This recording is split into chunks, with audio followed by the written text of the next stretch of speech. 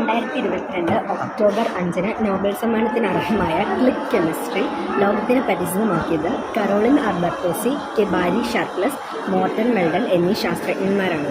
Click reactions ജീവജാലങ്ങളിൽ പ്രവർത്തിപ്പിച്ച antibody drug conjugate എന്ന കണ്ടുപിടുത്തത്തിൻ്റെ നിശ്ചല മാതൃകയാണ് ഞങ്ങളിവിടെ അവതരിപ്പിക്കുന്നത്. ആൻറ്റിബോഡി ഡ്രഗ് കോൺജുഗേറ്റിന് 3 ഭാഗങ്ങളാണുള്ളത്. Monoclonal antibody, cytotoxic drug, linker എന്നിവയാണ്. മോണോക്ലോണൽ ആൻറ്റിബോഡി ക്യാൻസർ സെല്ലുകളെ ടാർഗറ്റ് ചെയ്തു. സൈറ്റോടോക്സിക് ഡ്രഗ് ക്യാൻസർ സെല്ലുകളെ ഡിസ്ട്രോയ് ചെയ്തു. ലിങ്കർ മോണോക്ലോണൽ ആൻറ്റിബോഡിയെയും ഡ്രഗിനെയും ജോയിൻ ചെയ്തു. മോണോക്ലോണൽ ഈ ആൻറ്റിബോഡി ഡ്രഗ് കോൺജുഗേറ്റിൻ്റെ ഈ ക്വിക്ക് റിയാക്ഷൻ ഈ ശരീരത്തിൽ കയറി പ്രവർത്തിക്കണം എന്ന് പറഞ്ഞാൽ എങ്ങനെയാണെന്ന് വെച്ചാൽ ആൻറ്റിവൈറൽ ഇഞ്ചക്ഷൻ വഴി നമ്മളിത് ശരീരത്തിനുള്ളിലേക്ക് പ്രവേശിക്കുന്നത്. തുടർന്ന് ഇത് ക്യാൻസർ സെല്ലിൻ്റെ സർഫസിൽ ബൈൻഡ് ആവുന്നു. അതിനുശേഷം ADC ആൻറ്റിജൻ കോംപ്ലക്സ് ഉണ്ടായിട്ട് ഈ കോംപ്ലക്സ് എൻഡോസൈറ്റോസിന് വിധേയമാകും. Endocytosis is a type of phagocytosis. അതായത് സെല്ലിൻ്റെ പുറത്ത് വന്നിരുന്ന ഈ ADC ആൻറ്റിജൻ കോംപ്ലക്സിനെ സെല്ലുള്ളിലേക്ക് എൻഗൾഫ് ചെയ്തെടുക്കുന്നു. തുടർന്ന് ഈ സെല്ലിനുള്ളിലായ ADC എൻഡോസോമിലെത്തുന്നു. അതിനുശേഷം ആൻറ്റിജൻ ഡീഗ്രഡേഷൻ സംഭവിച്ച് ലൈസോസോമുമായിട്ട് കോമ്പൈൻ ആകുന്നു. തുടർന്ന് ലൈസോസോം ഡിസ്ട്രക്ഷനിലൂടെ ഇത് സൈറ്റോസോമിൽ ഡ്രഗ് റിലീസാകുന്നു.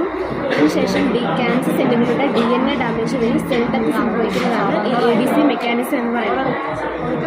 പിന്നെ ഇപ്പോഴത്തെ കണ്ടുപിടുത്തം എന്ന് പറയുന്നത് ഈ ക്ലിക്ക് കെമിസ്ട്രിക്കാണ് സമ്മാനം കിട്ടുന്നത്. ക്ലിക്ക് കെമിസ്ട്രിനെ പറ്റി 2001 തൊട്ട് ഈ റിസർച്ചൊക്കെ തുടങ്ങിയതായിരുന്നു. ബാരി ഷാർപ്ലസ് പോണ ശാസ്ത്രജ്ഞർ. അപ്പോൾ അതൊന്നും ചെയ്തെങ്ങനെയാണെന്ന് വെച്ചാൽ ഹൈലി എനർജറ്റിക് ആയിട്ടുള്ള അസൈഡ് മോളിക്യൂള് റിലേറ്റീവ്ലി ഇനേർട്ടും നാച്ചുറലി റെയറുമായ ആൽക്കൈൻ മോളിക്യൂളുമായിട്ട് കോപ്പർ കാറ്റലിസ്റ്റിൻ്റെ പ്രസൻസിൽ ഒരു റിയാക്ഷൻ നടത്തി. ആ റിയാക്ഷൻ്റെ ഫലമായിട്ട് ട്രയാസോൾ എന്ന മോളിക്യൂൾ ഉണ്ടായി.